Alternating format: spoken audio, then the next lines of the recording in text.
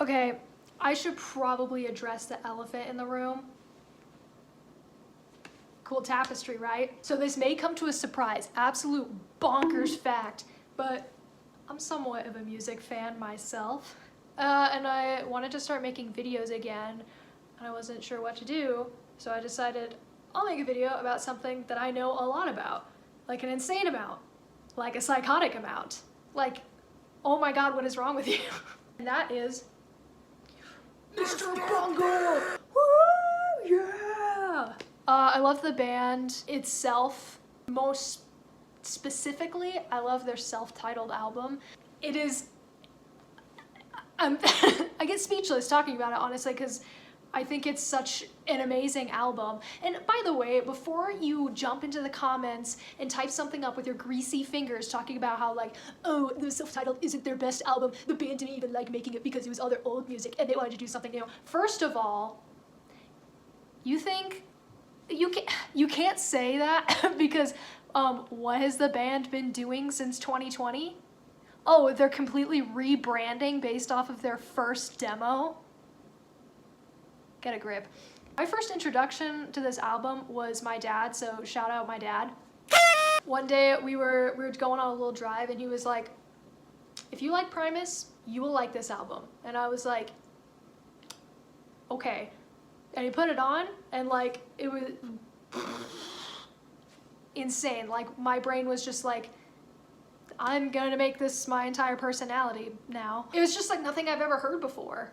Anyway, okay, I'm just gonna jump into this because this intro is gonna take way too long. So this video, I'm gonna be taking a deep dive into every single song off of this album. But before I get into every song off the album, I do want to talk about like the theme of the album because I think it'll make a lot more sense for the context of every song. Because if I just start talking about the songs, you're gonna be like, okay. The whole theme is like, people to laugh at, right? There's these silly little characters doing silly little things. They're making silly little music. So you could be like, about silly little smelly characters like you. You are one of the characters on the album. It's you. And there's also a creepy like circus theme to it, if you couldn't tell by the album cover. Also, okay, another thing about the album, every song blends together so well. Like they transition every song, like the beginning and the ends, they stick together really well and they make sense. And like when you listen to the one, you expect the next song to play. And I'm about to say probably the most cringe thing I'm ever gonna say. I'm gonna cement it on the internet forever and people are probably gonna make fun of me for this for the rest of my life. But it's like kind of like my version of Dark Side of the Moon. Now hear me out, please, please, please. It transitions so well. You can't listen to the album on shuffle. I'm pretty sure if you do listen to the album on shuffle, John Zorn will come out of the ground and shove a saxophone up your ass. Okay, I'm getting bored. Let's just talk about the songs. This song is a fantastic introduction to Mr. Bungle and the album as a whole. It really couldn't have been a better song to start off with, honestly. It literally punches you in the face. Like, at first you think, is a song even playing, right? Because it's like that snoring sound, and then the glass breaks, and then you just get like hit in the head. The song was originally called Travolta, and then they had to change it from legal trouble, so they changed it from Travolta to be named after John Travolta's biography. I also think it's kind of, I don't know if they did this on purpose, but I think it's kind of funny how they're like, oh, I can't name the song Travolta. Okay, I'll just name it then. I know it's named after his biography, but that's what I always think. I don't know, maybe it's like a double meaning or they didn't do that on purpose, but. So as you probably could tell already, there's a whole theme of the song, and the theme is John Travolta. What do they call a quarter pounder with cheese in Europe? Royale with cheese. Okay, but like the song itself, it's actually our first introduction to person to point and laugh at. The song is about a man who's blind, deaf, mouth is sewn shut, he has no arms and he has no legs. He interprets everything through his sense of smell.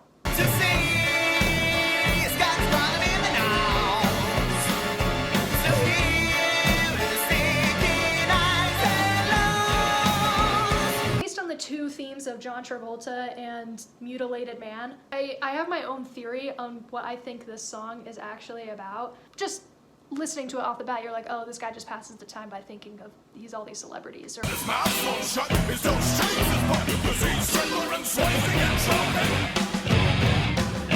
Travolta. But I have like a way more messed up theory. Tell me in the comments down below if you think I'm onto something or if you think I'm smoking crack.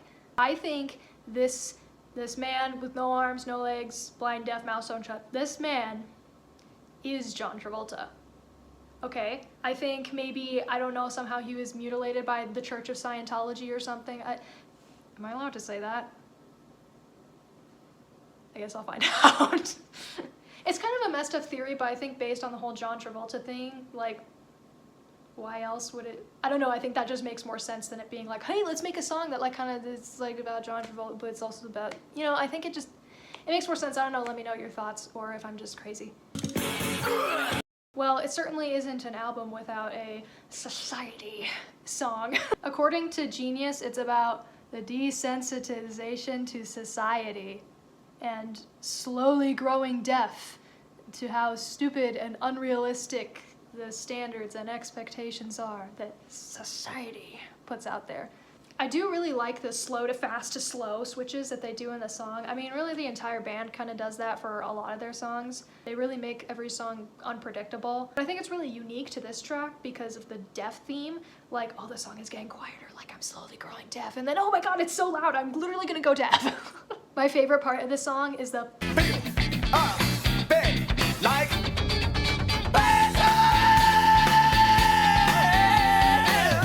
that specific part, I really like the OU818 version because they put like this little like doo-doo-doo sound effect. I just realized I still have makeup on my hand. I like put up my hand and I was like, why is it yellow? It's because I wiped off my brush on my hand. Don't judge me, okay? I have jaundice. I'm SpongeBob. I'm SpongeBob. What? Okay, this is our first ever sighting of the song perfectly transitioning into the next song. So at the end, they have a sample of Colonel Sanders being super drunk and not being able to say his line in an advertisement, which is, that's so funny that that actually happened. Most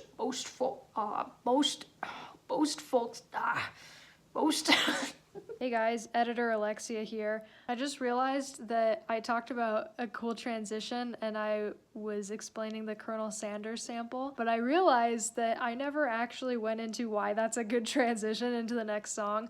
So real quick, I just wanted to explain it's a good transition because Colonel Sanders, you know, he's a fast food icon. He's the mascot for Kentucky Fried Chicken, and the next song, Squeeze Me Macaroni, is about a bunch of innuendos with fast food and food in general. So, okay, thank you. When she won't squeeze your macaroni, so you gotta stub your dub. Am I right, ladies? Should I be embarrassed or proud that this song was my most listened to song on Spotify for the past 2 years? I'm gonna say embarrassed. I don't know what it says about my personality. Personally, I just think the song is funny as shit. Come on, like, seriously?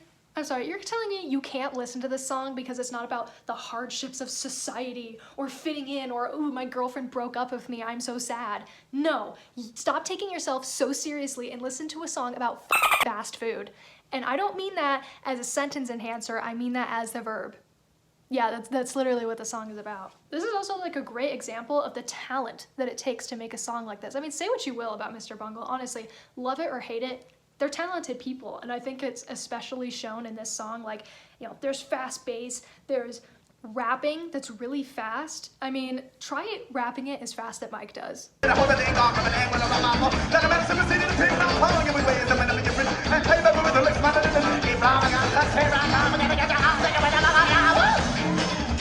We need to stop being so serious, and we just need to listen to the lyrics. Like, come on, clean out her butter gutter. You can't tell me that's not hilarious, because it is. That's funny. I've got yogurt meatloaf smeared all over my ass. I mean, how can you go wrong with a chorus?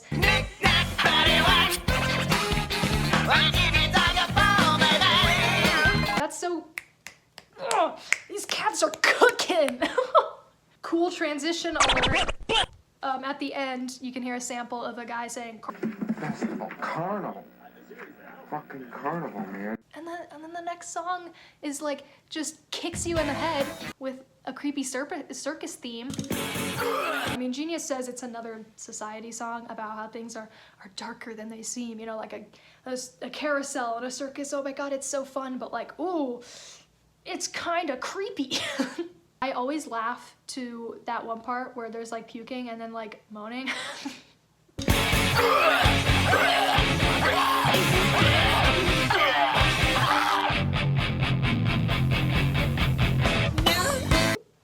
I've listened to this song like so many times. It makes me laugh every time. And also I think the lyric, "Will Warner Brothers put a record on the shelf?" is funny because it's their first album with Warner Brothers, but also a little bit of foreshadowing wherein Warner Brothers purposefully delayed one of their albums because of a certain man who was making a lot more money for Warner Brothers was having a little temper tantrum. We all get together and kind of put our hands together like this, kind of like the Chili Peppers do. We copied it from them, like everything else. I am really glad though that they ended up putting this song on the album because the goddamn I Love America version is. If you want to know what's behind me, so you ride my carousel. What I'm saying is that I'm glad they refined it because it's a good song and I'm glad that they made it better. Okay, so I kind of have a funny story about this album. So me and my friends made this giant playlist for road trips so we can all listen to everybody's songs on shuffle. We don't have to like pass around the aux or force everybody to listen to one person's songs for the entire duration of a road trip. And the first road trip that we went on, like none of the songs that I put on that playlist played. I think it's because my friend's Spotify algorithm was like, ooh, we gotta avoid this. I think it's because my friend is a Red Hot Chili Peppers fan, so her Spotify was like, we gotta not play anything related to Mike Patton. I get it. It's cool. So we were going to go on a second road trip kind of like a week or two after. So I thought I'm gonna put a ton of more Mr. Bungle songs on this playlist because I think that'll increase my chances of one of my songs playing. Gambling mindset. I mean, there were like 500 songs on that playlist, so there was like a 1 in 500th chance that Egg was going to play. You'll never guess what song played. This was my friend's introduction to Mr. Bungle, and I'm very embarrassed. As a Mr. Bungle fan, I am so embarrassed that that is the song that decided to play out of all of the ones I put on that playlist. I really do like this song, but I think if you don't like the band initially, horrible introduction. This is a terrible example. It's going to make you hate the band more. Again, I like the song, but it's definitely one of the more obnoxious one off of the album. I can admit that. It was pure torture for my friends to listen to.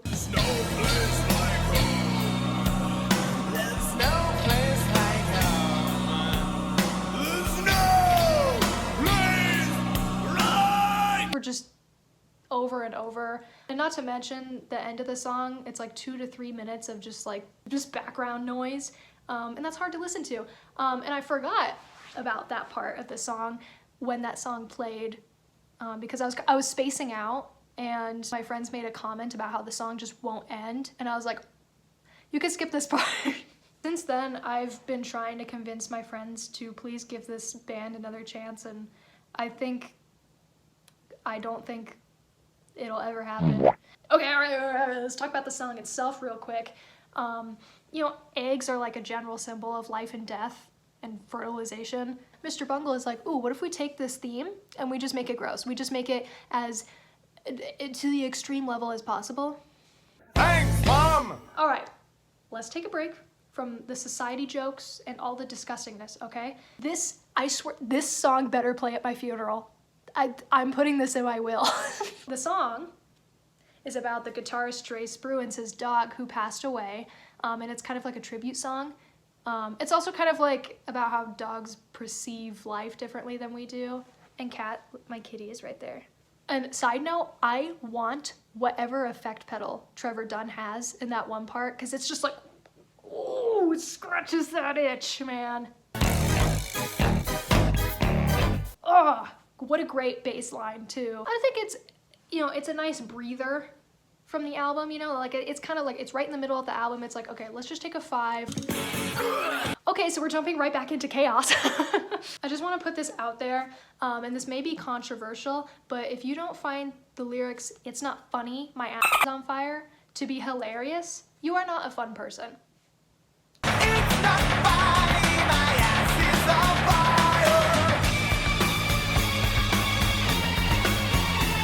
And it's just another great example of not all music has to be serious. It's okay to be a little silly and goofy.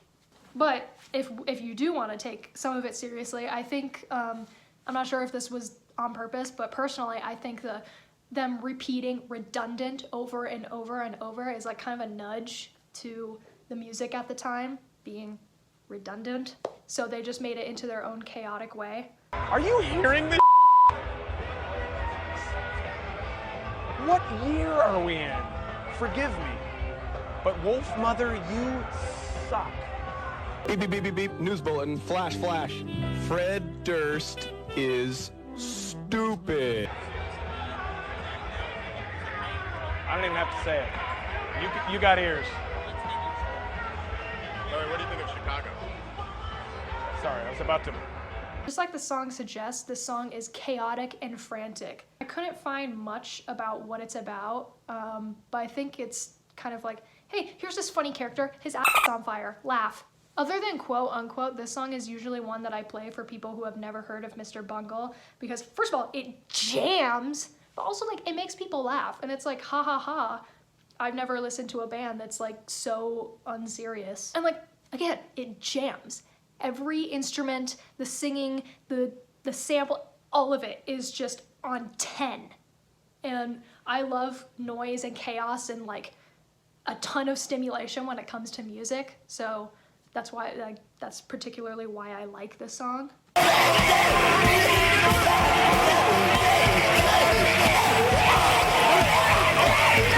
Okay, transition alert. So there's an epic sample that kind of eases us into the next song that's a little spicy.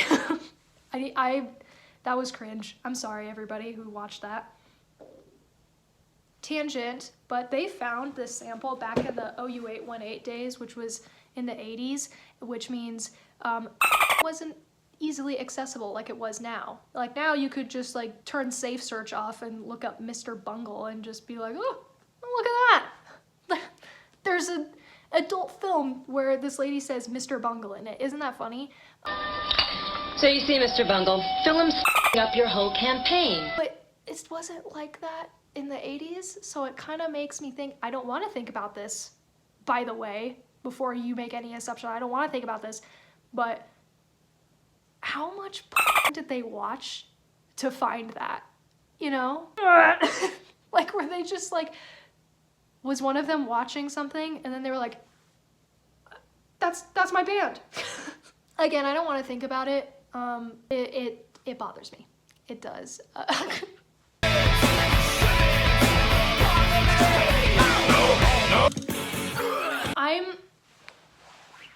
I'm not proud to admit that I like this song, but I do. It's not because I'm a gooner, it just slaps, okay? I mean, they went all in with trying to make it sound like some 70s cheesy and album theme time. Another song about some guy to point and laugh at, like, ha ha, you're addicted to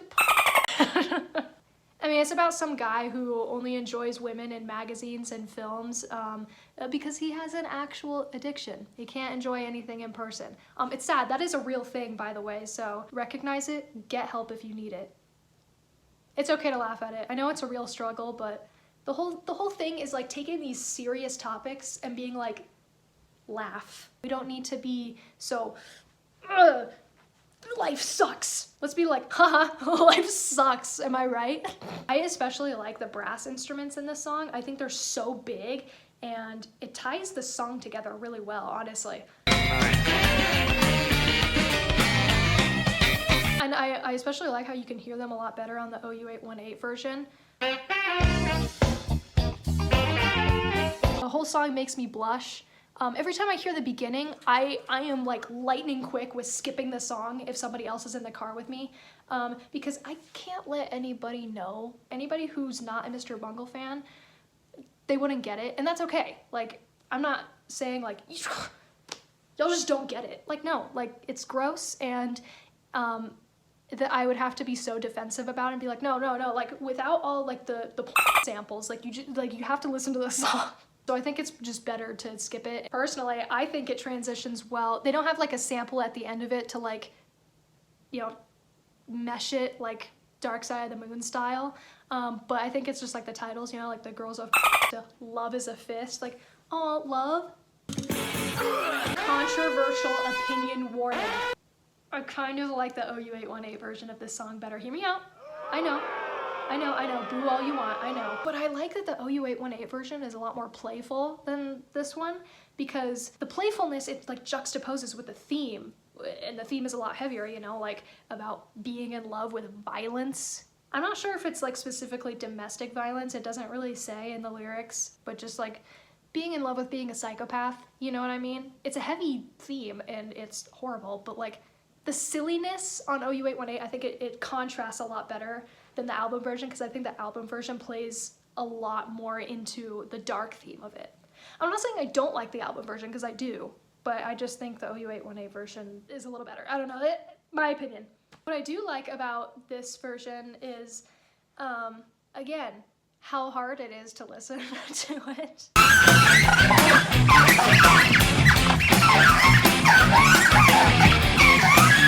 Now that's pure torture.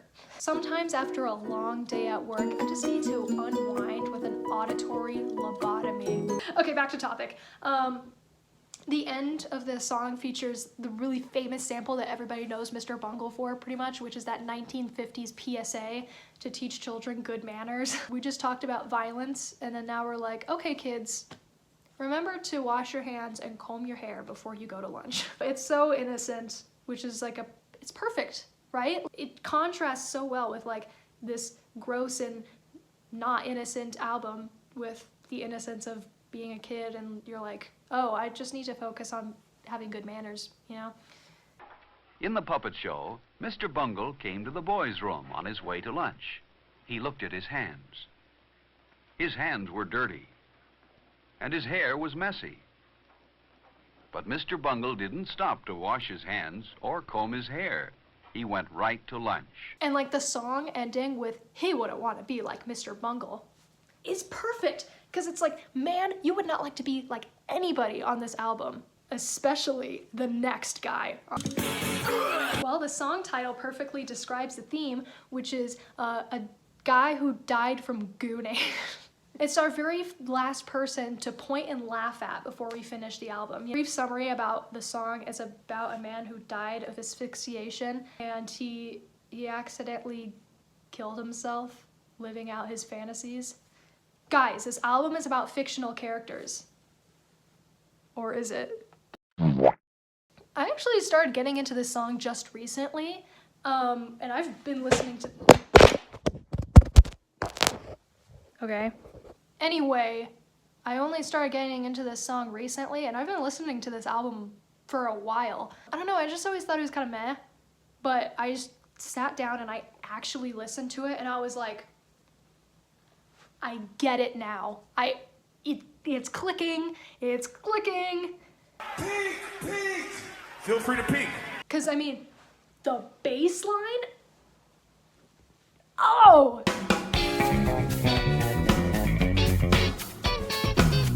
Honestly, best bass line on the album. Excuse you. I know, and Trevor Dunn is really amazing, by the way, but like this specific song, I don't care if you don't like Mr. Bungle, right? You don't have to like the song. If we singled out the bass line, you gotta admit, it's pretty good. I think the end of the song is also just a really great way to finish it all out. Kind of, I'll get into that later, don't worry. First of all, we have those like choking sounds and like the silly little keyboard. I think that's a keyboard or the guitar, I don't know, there's some instrument. And then like the reverbed singing, which it's beautiful, honestly.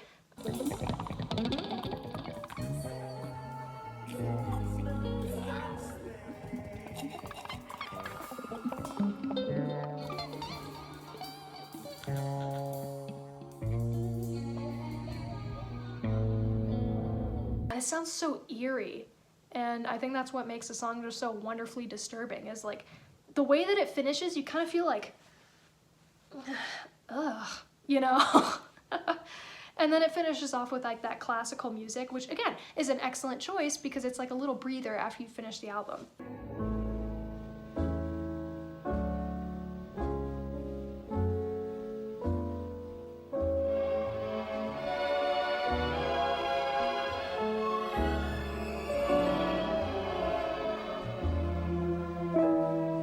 Like, okay, you lived through enough horror and disturbing things.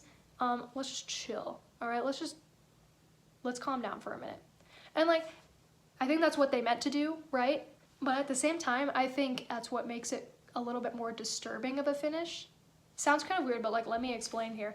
Like, there's so many horrid themes on the album, and you finish it off with like this sweet, beautiful music. Like, every time I just listen to that classical music at the end, after listening to the album all the way through, it makes me want to stare at the wall and just like ponder my existence. And now, while I do agree with Trace Bruins that this was an excellent way to end the album, I can't help but to be a little mad about it. Okay, I wasn't even alive when this album was released, but I will never forgive the band for excluding one of the greatest songs they've ever written, which is Mr. Nice Guy. They released pretty much every song off of OU818, and then they saw Mr. Nice Guy and they're like, let's take this fire song and then never release it.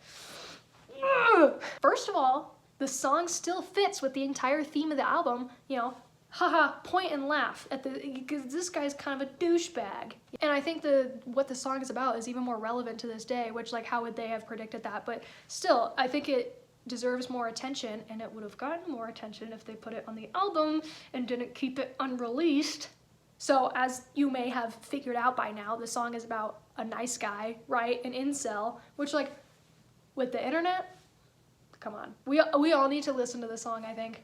Instrumentally and lyrically, this song is fantastic. I've said that about every song on this album. Well, this song isn't on this album. Anyway. And how can you not love... Get all your opinions, baby. Because I will always win. Lesbian! Wow! Because that's how nice guys are, right? You know, they're all like, oh, I can change you. I can always win. And again, while I think Dead Goon was a perfect way to just tie this album up in a little bow, did you really have to exclude Mr. Nice Guy? It would have fit perfectly before Stubb-a-Dub, because Stubb-a-Dub dog theme, and then Mr. Nice Guy kind of has a dog theme. It would have transitioned so well. Or if they didn't want to like squeeze it in the middle of the album, they could have like maybe made it a little hidden track, you know, like they would have put it on the end of Dead Goon, you know, like you think Dead Goon's over and then like Mr. Nice Guy starts playing, so it's not like an individual track. Me explaining the definition of a hidden track. One could only hope and dream that they would release this song, but it's going to stay in the demo world forever because they're never going to release this, especially after like once they started being like, we're only gonna do thrash now. It's not gonna happen. It's dead. Get over it. Everyone, it's dead. Let it go. It's so good. Look it up on YouTube, look it up on SoundCloud. Just please listen to it. Okay, anyway, I'm done talking about something I'm way too passionate about now. If you want me to talk about more albums, let me know, because I just so happen to listen to music. So I do have other albums that I really like, more Mike Patton projects, more albums that aren't related to Mike Patton. I promise I don't only listen to him. So anyway, if you want that, let me know. I might start making more YouTube videos, or I might not. I don't know. I haven't really decided yet. Have a good one. Phil knew that a Mr. Bungle wouldn't have many friends. He wouldn't want to be like Mr. Bungle. Hey, you. Look at him. Anyway, if you've watched this far into the video, you get a little bonus part.